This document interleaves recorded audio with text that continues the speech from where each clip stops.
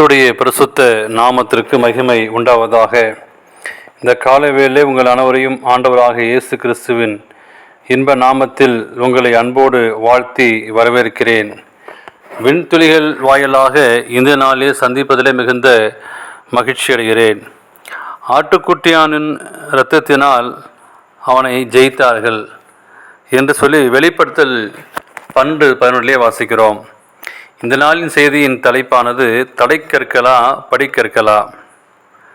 கோவேறு கழுதை ஒன்று ஒரு கிணற்றுக்குள் இழுந்துவிட்டது. உள்ளே விழுந்த கழுதை சத்தம் போட்டது.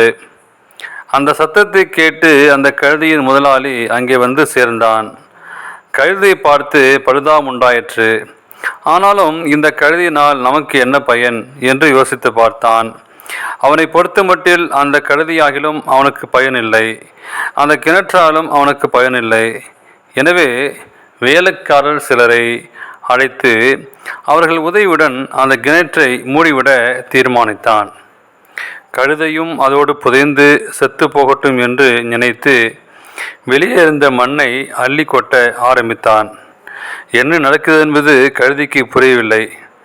ஆனால் தன்மேல் விழுந்த மண் விழுந்ததெல்லாம் அது தன் உடலை சிலிர்த்து கொண்டது. அதன் மேல் விழுந்த மண் கிணற்றுக்குள் ஆங்காங்கே சிதறி விழுந்தது. ஒரு காலின் ஒரு பகுதி மண்ணுக்குள் புதைந்த மாத்திரத்தில் அந்த காலை உயர்த்தி மண்ணில் மேல் மட்டத்தில் நின்று கொண்டது. படிப்படியாக கிணறு மூடப்பட்டு கொண்டே வந்தது. அதோடு சேர்ந்து கழுதையும் மேல் மட்டத்திற்கு வந்து கொண்டே இருந்தது.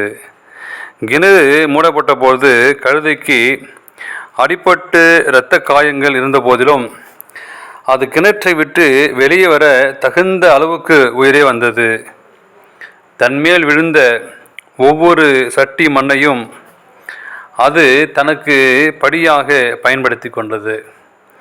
இந்த உலகத்திலே வாழக்கூடிய உங்களுக்கும் எனக்கும் அப்படியாக படிப்படியாக சோதனைகள் வரலாம், அல்லது எதிர்ப்புகள் வரலாம், எதிரிகள் வரலாம்.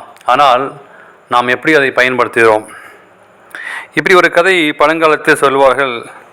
இன்று நமக்கு வரக்கூடிய கஷ்டங்கள் துன்பங்கள் வரும்போது நாம் என்ன செய்ய முடியும் என்று சோர்ந்து அழிந்து போவதை விட அந்த தடைக்கற்களை எல்லாம் படிக்கற்களாக மாற்றி முன்னேறுவது எவ்வளவு நல்லது.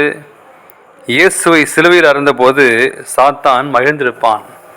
ஆனால் அது அவனுக்கு மரண அடி. இரமத்தமாகவே தூதர்கள் அவனை பரலோக விட்டு வெளியே தள்ளினார்கள் என்று சொல்லி நாம் வாசிக்கிறோம். இதை வாசிக்கிற அன்பான விசுவாச பிள்ளைகளே, உங்களுடைய வாழ்க்கையிலே வரக்கூடிய ஒவ்வொரு அடிகளும் அது வெற்றிப்படியாக நீங்கள் மாற்றிக்கொள்ளுங்கள். அப்போது நீங்கள் வெற்றி சிறந்ததாக வாழ முடியும். தேவன் தாமே உங்களை ஆசீர்வதிப்பாராக. ஆமேன்.